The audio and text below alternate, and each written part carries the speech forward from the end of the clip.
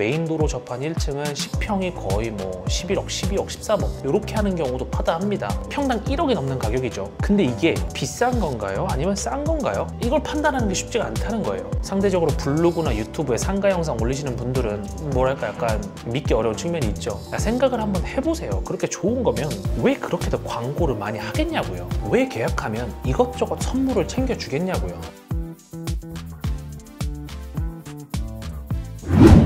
안녕하세요, 오분임장입니다. 오늘 나와 있는 곳은 지난 임장 영상이었던 동탄인데요. 동탄 아파트 임장 컨텐츠도 보여드렸고 동탄의 호재라고 할 수 있는 용인 반도체 클러스터 얘기도 이미 했는데 또 무슨 할 얘기가 있어서 이번 영상을 켰냐면 바로 신도시 상가에 대한 얘기를 해볼까 합니다. 동탄이 사실 어영부영 허접한 신도시가 아니지 않습니까? 이기 신도시 중에서 가장 성공 사례 중 하나로 꼽히고, 물론 판교 빼고요. 처음 들어설 때는 대한민국이 동탄의 계획인구 40만을 어떻게 채우냐, 여기 일본 다마 신도시 될 거다, 뭐 이런 얘기도 많았었는데 결국 지금은 동탄은 워너비 신도시 중 하나가 됐죠. 지난 임장 영상에서 말씀드렸듯 동탄역 인근은 이제 GTX까지 뚫릴 예정이고 동탄호수 인근은 이쁘고 아기자기한 상권으로 또 유명하고요. 근데 이런 동탄의 주거적 입지와는 별개로 이번 시간엔 동탄의 상가 상품들, 좀 더 확장하면 오피스텔이나 지식산업센터에 대해서 한번 얘기를 해볼까 하는데요. 저희가 상가 전문가도 아니고 상권 분석가도 아니고 아파트 입지 전문가니까 아주 전문적인 상가 상품이나 상권 입지에 대한 설명은 못 드리겠지만 그래도 상가를 몇 개 가지고 있는 부동산 투자자 입장에서 솔직한 말씀을 드려볼까 하니까요. 이번 영상도 재밌게 시청해주세요.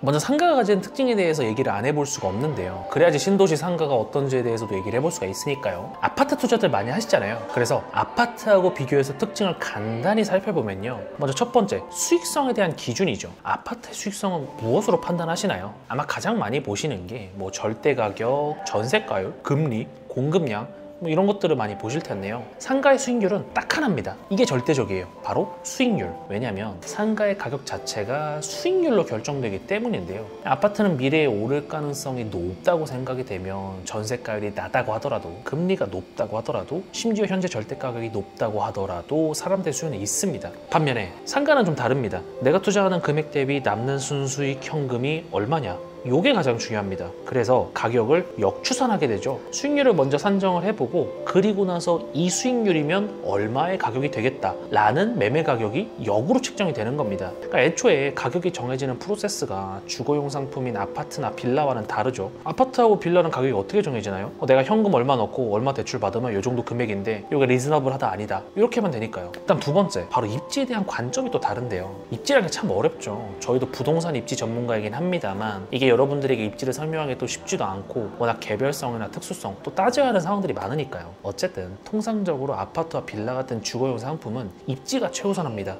물론 상가도 입지를 최우선으로 하긴 합니다. 다만 이 입지를 보는 관점이 약간 다르다는 거예요. 아파트나 빌라는 좀 종합적으로 봐야 됩니다. 예를 들면 지하철역이나 버스 정류장, IC 등 교통 인프라가 주변에 있는지, 상권이나 학군은 갖추고 있는지, 유흥시설이나 유해시설은 주변에 없는지, 아파트 밀집 지역이라 이 균일성을 가지고 있는지, 아이들이 많은 지역인지 노인이 많은 지역인지 하나씩 열거하기 힘들 정도로 많은 부분들을 종합적으로 고려해야 합니다. 이래서 입지가 판단이 어렵다는 건데요. 반면에 상대적으로 상가 입지 판단은 좀 간단한 편이라고 할 수 있습니다. 아까 말했듯 수익률이 잘 나오냐만 보면 되는 거죠. 주변에 지하철역이나 버스 정류장이 없어도, 상권이나 학군이 제대로 없어도, 유해시설이 약간 있더라도, 아파트 밀집 지역이 아니어도 애들이 살든 노인이 살든 문대가 살든 사람만 살면 상가에 대한 수요는 있기 때문에 들어오는 임차인의 업장에 대한 문제이지 이게 뭐 수익률만 지켜지면 된다는 게 바로 상가인 겁니다.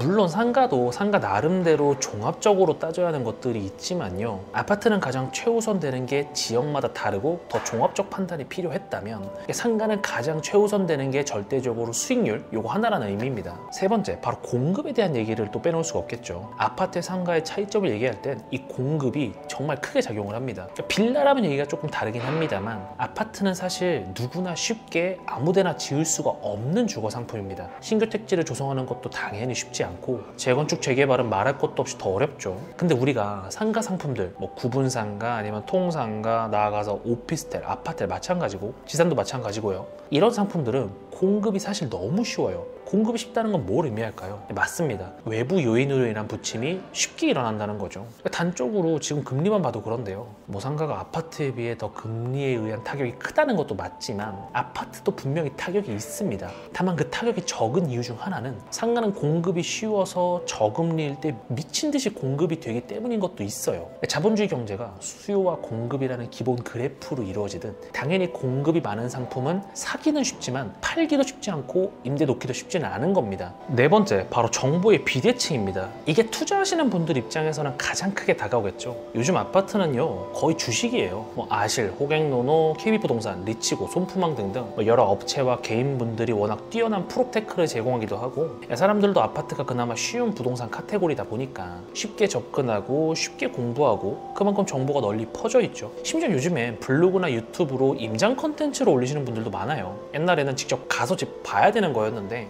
뭐 이제는 뭐 블로그로 사진 찍어서 보여주고 영상으로 올려 보여주고 저희 5분 임장도 그런 사람들 중 하나라고 볼 수 있겠고요. 그래서 그냥 평범한 사람이 각 잡고 공부하면 사실 아파트는 3개월에서 6개월이면 기본 저율만 다 떼실 수가 있습니다. 근데 상가가 이게 조금 달라요. 이게 분양가 상한제가 있는 것도 아니다 보니 가격이 비대칭적이거든요. 예를 들어서 신도시 상가 같은 경우 메인도로 접한 1층은 10평이 거의 뭐 11억, 12억, 13억 이렇게 하는 경우도 파다합니다. 평당 1억이 넘는 가격이죠. 근데 이게 비싼 건가요? 아니면 싼 건가요? 이걸 판단하는 게 쉽지가 않다는 거예요. 아파트 커뮤니티나 아파트 정보 사이트가 있어서 이걸 비교하거나 사람들 의견을 취집할 수 있는 것도 아니고 상대적으로 블로그나 유튜브에 상가 영상 올리시는 분들은 뭐랄까 약간 믿기 어려운 측면이 있죠. 그분들을 폄하하는 건 아닙니다만 그냥 사람들의 시선이 그렇습니다. 그건 사실이죠. 이렇게 정보로 올리는 사람들은 믿기가 어렵고 또 내가 믿을 만한 정보를 따로 구할 경로가 적거나 없기 때문에 상가는 아파트에 비해 정보가 상당히 비대칭적입니다. 이게 초보 상가 투자자들에게 정말 어려운 장벽 중에 하나가 되는 거죠.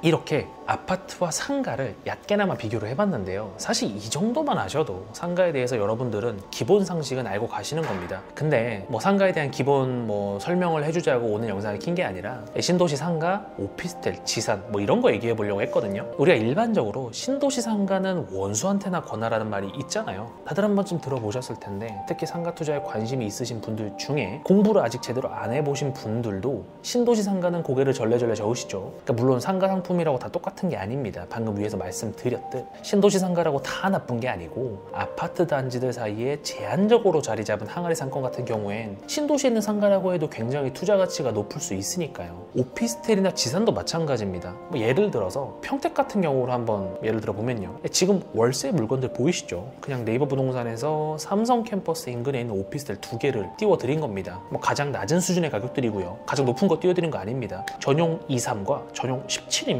이 정도면 뭐 7평, 5평, 6평 뭐 이런 수준이거든요. 이건 근데 상당히 비싸죠. 요즘 평택은 고졸 부부가 월 1,000만 원을 벌 수 있는 지역이라고 하니까요. 어쨌든 신도시라고 다 상가나 오피스텔이 안 좋은 건 아닌데 그래도 평균적으로는 쉽지 않은 게 맞겠죠. 특히 요즘 땅짓고에서 지역상가 특집으로 각 지역들의 상권이 어떤 수준인지 요즘 어디가 어떻게 위험한지에 대해서 많이 다뤄주고 있거든요. 근데 공통적으로 하는 얘기가 신도시 상가는 그냥 피하라는 게 맞는 것 같습니다. 그러니까 앞에서 말씀드린 사례처럼 신도시에서 좋은 상가를 잡을 수도 있고 뭐 월세가 많이 나오는 좋은 오피스텔이나 지산을 잡을 수도 있는데 이게 확률이 너무 떨어지죠. 생각을 한번 해보세요. 그렇게 좋은 거면 왜 그렇게도 광고를 많이 하겠냐고요. 왜 계약하면 이것저것 선물을 챙겨주겠냐고요. 특히나 제가 상가나 지산을 보유하고 있는 게 있어서 이번 동탄 임장하면서 지산도 같이 돌아봤습니다. 결과는 어떨 것 같으세요? 진짜 처참합니다. 그나마 동탄 순환대로 인근에 있는 금강 펜테리움 이쪽은 좀 낫고요. 그 위쪽으로 조금만 더 올라가도 임대료가 진짜 완전히 무너졌습니다. 제가 서울에 가지고 있는 지산과 비교를 해보면 평수는 같은데 임대료가 거의 3분의 1 가격, 4분의 1 가격으로 무너졌고요. 더 심각한 건 앞으로 공급이 더 많다는 거죠. 그러니까 이 위쪽이 동탄 테크노밸리라고 할 수가 있는데요. 사실상 전부 지산이 들어올 예정이라고 보시면 됩니다. 제가 직접 뺀 위층부터 1층까지 전부 돌아봤던 이 지산들 인근으로도 많은 지산이 지어지고 있었고 또 이 인근의 중개사들과 얘기를 해보니까 저거 말고도 앞으로 더 들어올 거라고도 하고요. 근데 또 재밌는 게 가격은 어떻게 될 거냐고 한번 물어봤는데 입주가 마무리되면 오를 거라고 하시네요. 지사는 아파트가 아닌데 말이죠. 뭐 그렇다 치고요. 사실 동탄 말고도 지산을 짓는 신도시들이 더 있습니다. 남양주에 있는 다산, 별매도 그렇고 앞으로 들어올 3기 신도시 왕숙지구도 지산에 공급될 예정이고 김포의 한강 신도시에도 양주의 옥정 신도시에도 부천의 옥길지구 같은 데도 전부 지산이 많이 들어오고 있고 들어올 예정입니다. 이렇게 지산을 짓는 게 그리고 상권이나 오피스텔을 짓는 게 목적 자체는 자족 도시를 만들기 위함이라고는 하지만 문제는 이런 시설을 짓는다고 자족이 그냥 되는 게 아니지 않습니까?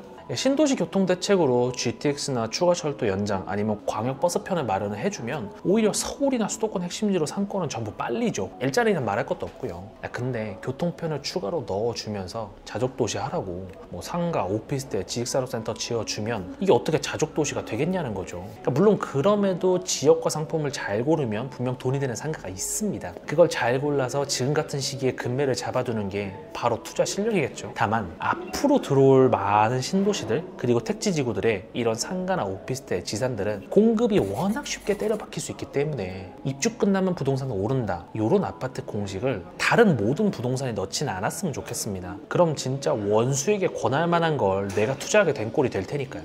오늘은 신도시 상가 그리고 오피스텔이나 지산에 대해서도 한번 다뤄봤고요. 다음에는 더 좋은 콘텐츠로 찾아뵙겠습니다. 감사합니다.